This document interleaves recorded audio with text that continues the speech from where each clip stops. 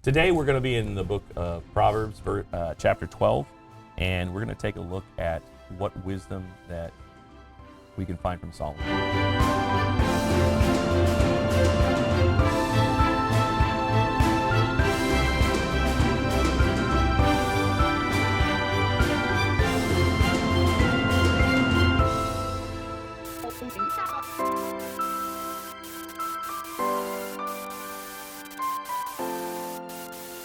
Thank you for joining us today. Today we're going to be in Proverbs chapter 12, and we're going to do a verse by verse, see some of the wisdom that Solomon has written down for us to understand a little bit better about what good practices are. We have to remember that Solomon is just giving us words of advice to help with. This is not God specifically saying, hey, Solomon, write this down.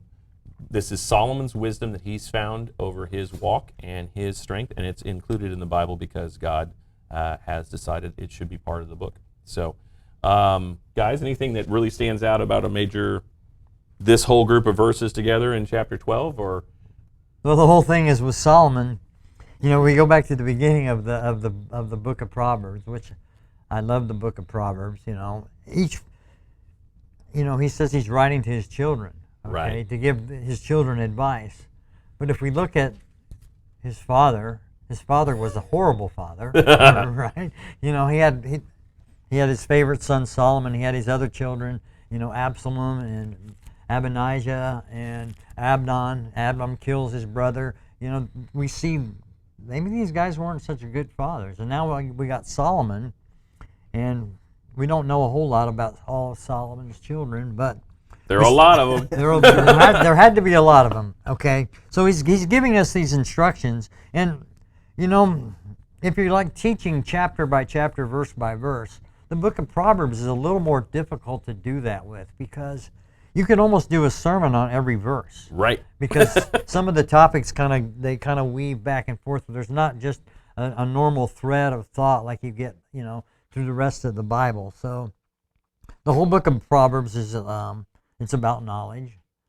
Most people have heard of Billy Graham, and I remember listening to Billy Graham teach, you know, many, many years ago, and he said that he read a chapter of the book of Proverbs every day there's 31 Proverbs and 30 days or 31 days of every month, and that's what he did every day for, you know, most of his life.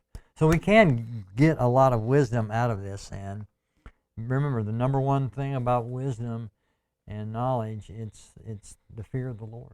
Yes. And worldly wisdom, which is different than godly wisdom, what God has passed on to us. He had 700 wives. Mm-hmm.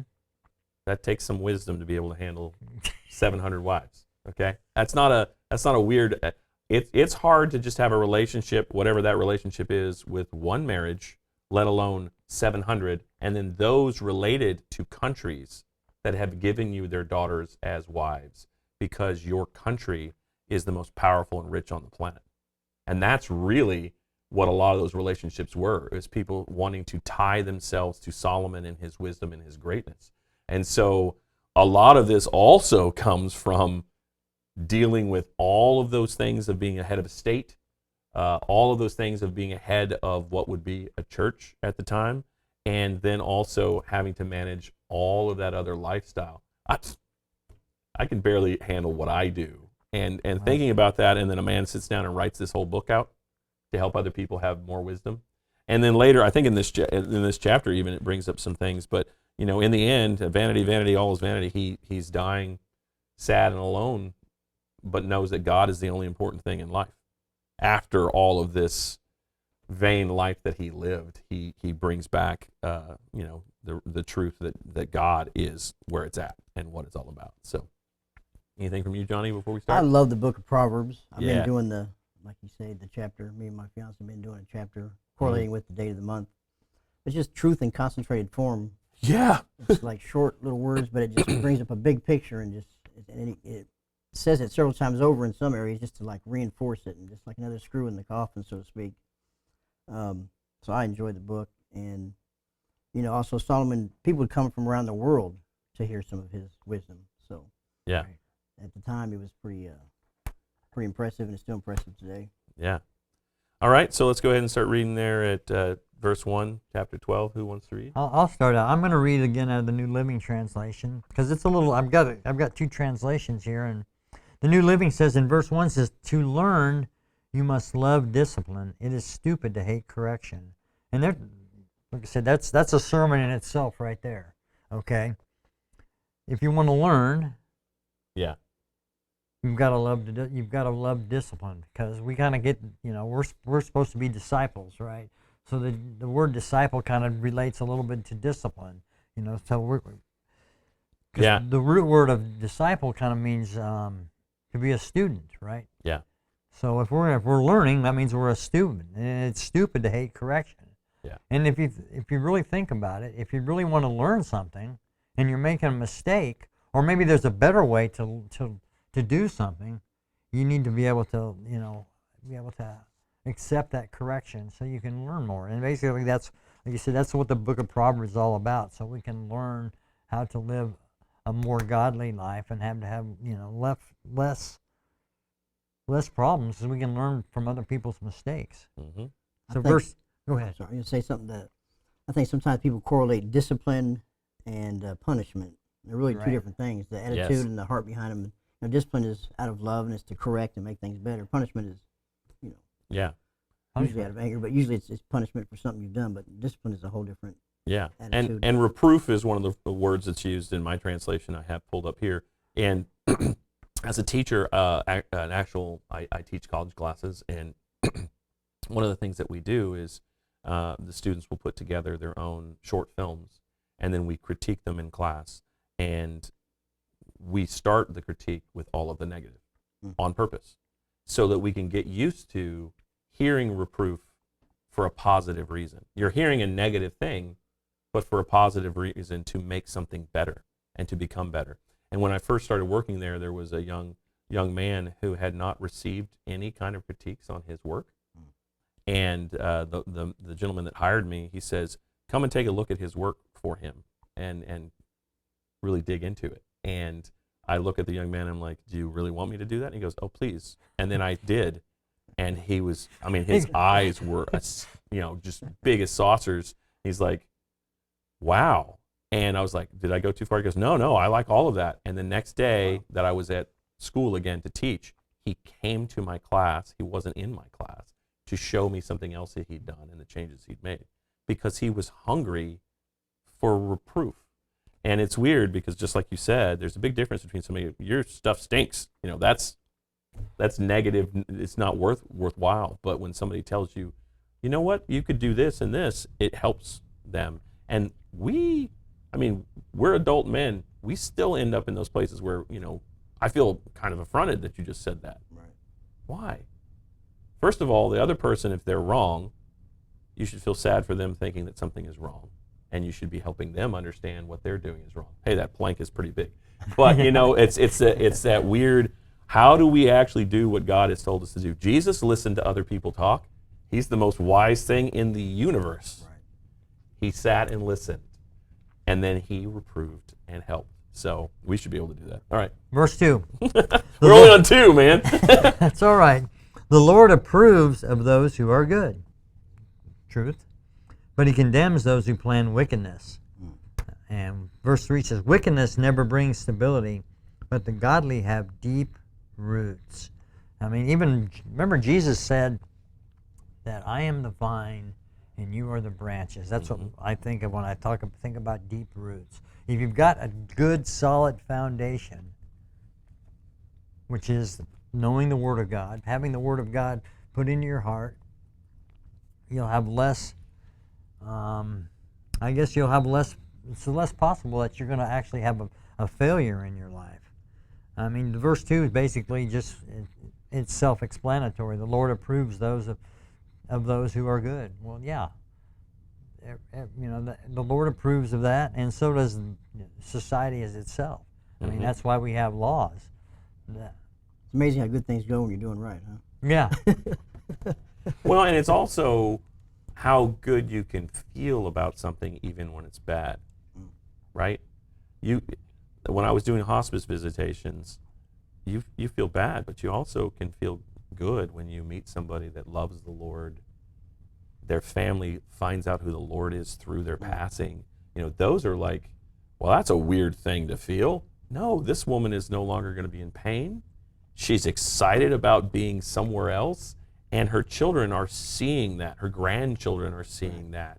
And we should have a different, I don't want to say we have, because I fail it all the time, but we should have a different mindset because of just that truth. So Yeah, just think about the past. We'll get into the history lesson just for a minute.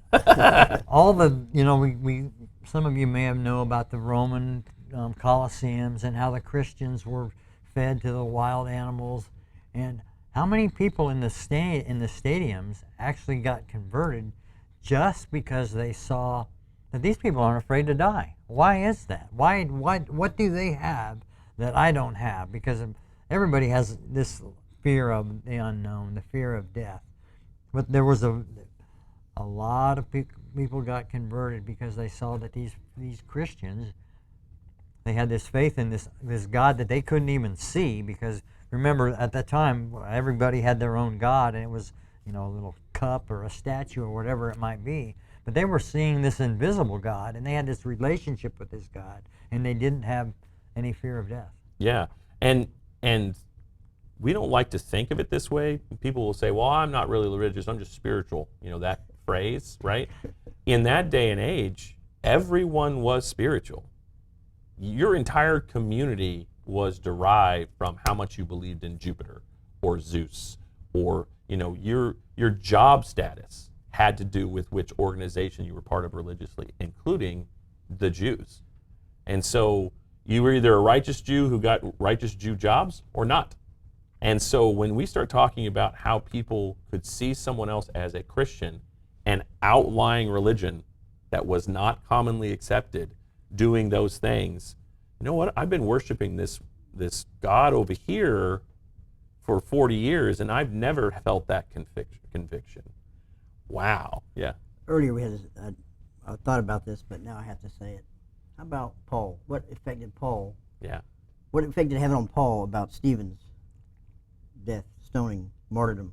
Yeah. Imagine what he thought of and what it may have added to his spiritual walk and his things for the rest of his Right. life. And what did God think of Paul before his conversion? Because Paul was a believer. He was a strong believer in the Jewish faith who missed the truth. God loves everyone. Did God, you know what? My child here is not getting it. I get to show him the truth, and I get to change his universe forever. And then he becomes this new person through the death of a young man. Yeah. That's an amazing, eye-opening experience. Horrible, eye-opening experience, but it's along those same lines. Man, we need to go. We got a whole group of Proverbs. Go ahead. So where are we at now? We're at 4. 4? Yeah. A wife of noble character is her husband's crown, but a disgraceful wife is like decay in his bones.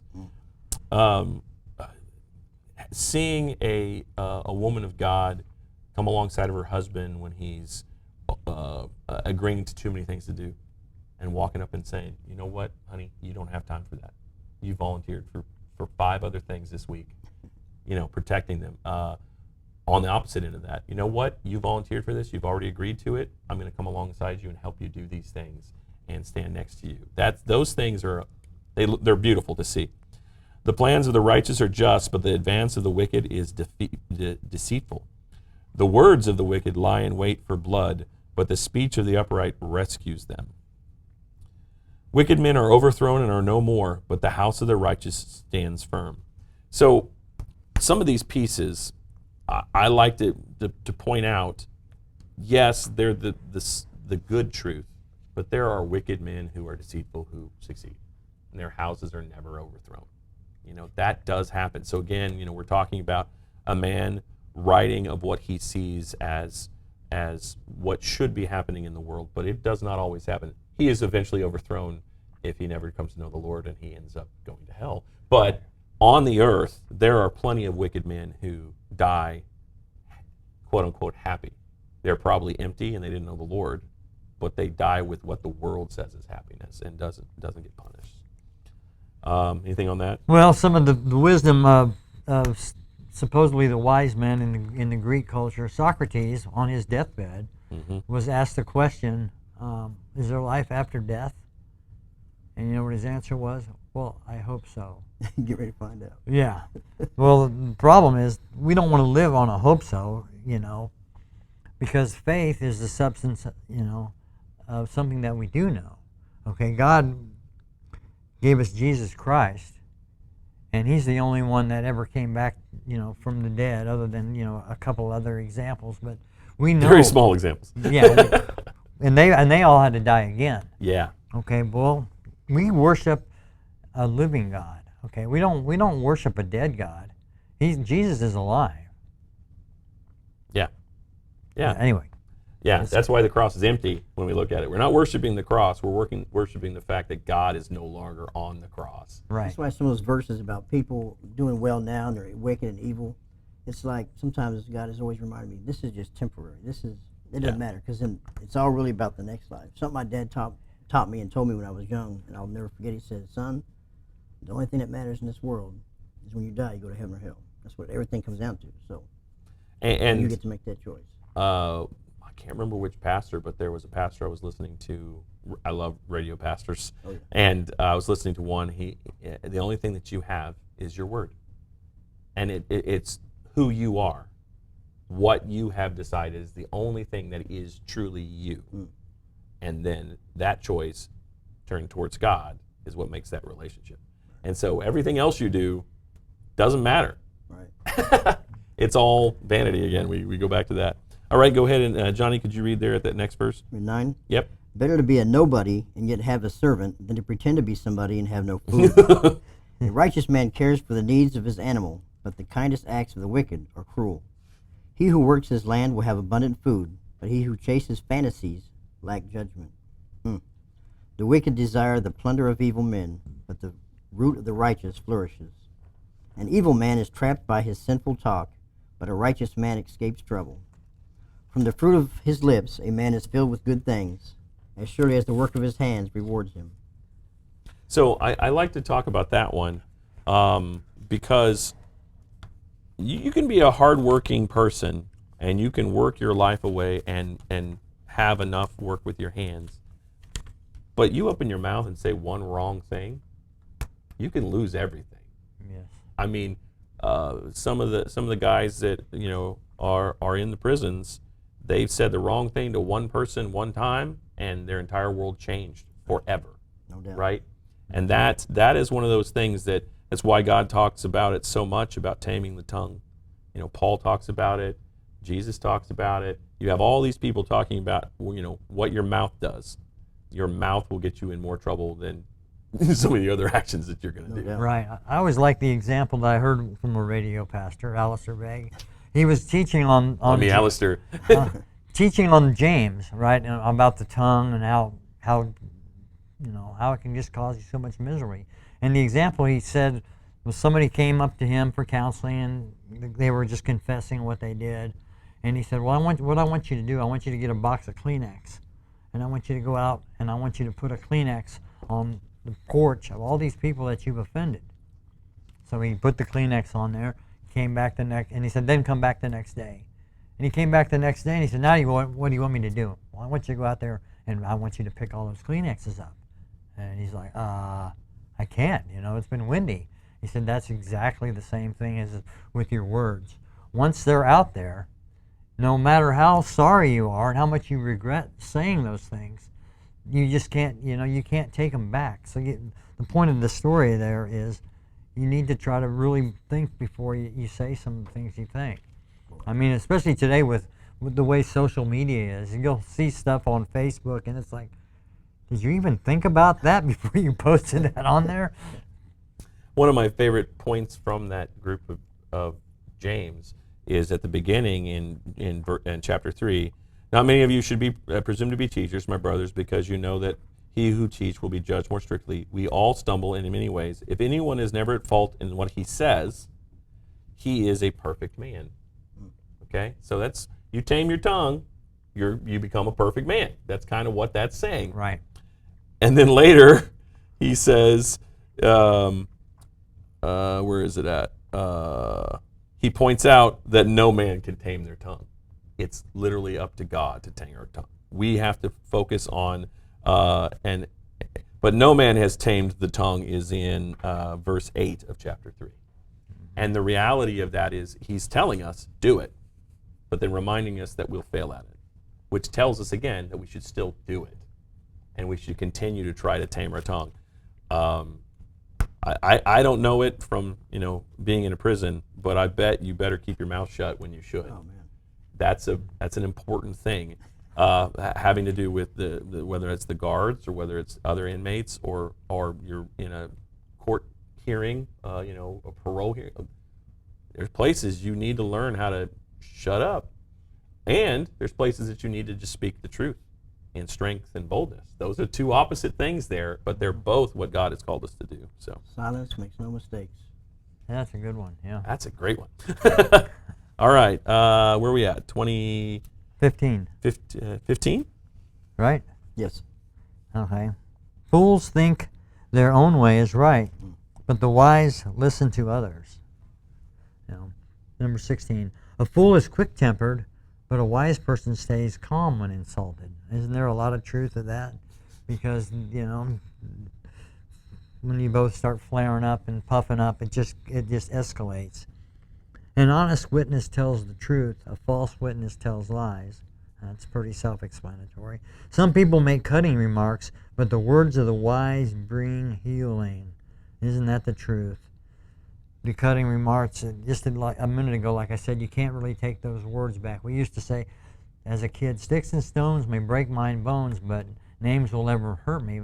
There's no truth in that. No. Because those names and those things that you say, especially when you're kids, they can really be hurtful. I mean, they call it bullying now to some degree today, and it's just not right. Go ahead. I said the first half's still true, just the second part's not. Right. Sticks and stones still break. Yeah, they will. Yeah. It's the name part. Yeah. Yeah, you're right. Okay. So I've been helping with some different people that have some mental illness, and then recognizing some of the things that aren't mental illness is really difficult because people who've grown up in situations that are really harsh or the words that were said have affected their thinking process, and then the mental illness adds to it. So there's anxiety because of a mental illness, but is the anxiety based on the fact that there's falsehoods in their thinking because someone has said, you know what, you're too fat. Just one time saying that to somebody, and then they change their entire lifestyle to be skinny, 8 years out of their childhood. Yeah. And now they have a disease of anorexia or bulimia, but they also have a mental illness. And then that mental illness makes them feel other ways that they turn back to this weird habit. I say weird habit, it's a horrible thing to say, but somebody is Maladaptive, yeah, they've adapted to this lifestyle that now is physically harming them, and they don't want to pass that on. How do I give that up? I got to give it to Jesus. I got to give it away to God and say, this is not truth, and trying to find truth in some harmful, hurtful thing that one person said one time, Mm-hmm. And it's not like real bullying. I mean, you're overweight. Come on, chubby girl. Yeah, Simple as that. exactly. That's all Yeah. it takes, yeah. Yeah, and then it'll ruin somebody's life forever. So, NIV on 18 says reckless words, like that version. yeah, reckless words. It's very good. All right, let's keep going. 19. Yes. Yep. Truthful lips endure forever, but a lying tongue lasts only a moment. There is deceit in the hearts of those who plot evil, but joy for those who promote peace. No harm befalls the righteous, but the wicked have their fill of trouble. The Lord detests lying lips, but he delights in men who are truthful. A prudent man keeps his knowledge to himself, but the heart of fools blurts out folly. Diligent hands will rule, but laziness ends in slave labor. An anxious heart weighs a man down, but a kind word cheers him up. A righteous man is cautious in friendship, but the way of the wicked leads them astray. The lazy man does not roast his game, but the diligent man prizes his possessions. In the way of righteous there is life, along the path is immortality. I love that last one. Yes. back up in 21. No harm befalls the righteous, but the wicked have their fill of trouble. We have about 3 minutes left, and I just want to say, harm befalls righteous people all the time. Mm-hmm. So again, this is a proverb that is trying to tell us, be righteous so you have less harm. If you're a fool and you're unrighteous and you're walking around in places, you'll probably get hurt more. It is a truth, right? If somebody acts a fool and goes somewhere they're not supposed to, there's going to be trouble. So this is a best practice. This is not God promising you, hey, if you're righteous, you're never going to have trouble. Right. And we've talked about that in some of our other studies. But that last one is great. In the way of the righteous there is life. Along the path is immortality. You may be harmed on earth and die, but you're not going to be harmed in heaven. You're going to go to heaven forever. And that's a truth that I like to cover when we talk about things like righteous people will never have harm. No, they're going to have harm. There's going to be a car wreck sometime. There's going to be somebody treating you badly. So, anyway, I just wanted to talk a little bit because there's a couple of verses here about hard working and not being lazy. And if we go back to the Garden of Eden, when God created Adam from the dust of the earth, he put Adam in a garden to do what? Just to lay back and eat grapes and kick? No. He was supposed to tend the garden. So God created us to work. I mean, he wants us to have a job, to provide, because it says in Timothy, even, someone that doesn't provide for their family is worse than an unbeliever. right. Okay, so it's important that we want to work hard, and I think it's Colossians 3:23 that we're supposed to do all things for the Lord. I think Martin Luther was one of the first ones to say that it didn't matter if you were cooking dinner or you were mopping floors or whatever it was. Yep. All of those tasks can be done to worship God. You can be worshiping God throughout everything you do. Right. And then it's there. You'll see today. It's like, well, I need to take a Sabbath. Well, yeah, you do need to take a Sabbath. You need to have that one day of rest. But the problem is, some people think they need to rest all the time and not work. And God gave us the days of rest and the days off and the festivals. Exactly. He gave the people of Exodus all of these extra days to explain to them what they should do rather than work 24/7 all the time. Because that was a brand new concept. Because before, while they were slaves in Egypt, they worked 7 days a week. Yep. 365 and that's how they days. ate. That's the only way Right. they ate. We got about probably 20 seconds. You want to add anything else, Johnny? Man, there's just so much good stuff in Proverbs. I Oh, would yeah, say that, too I much. mean, find the ones that speak to your heart. I read them now, and I look back. If I'd have followed a lot of these and paid and heeded to some of them, I would have saved myself a lot of pain and suffering and time in jail for sure. Well, thank you guys for joining us for Proverbs 12 today. If you have any questions for us or would you like us to pray for you, please send us a message. The address will be on the screen. And again, thank you so much for joining us.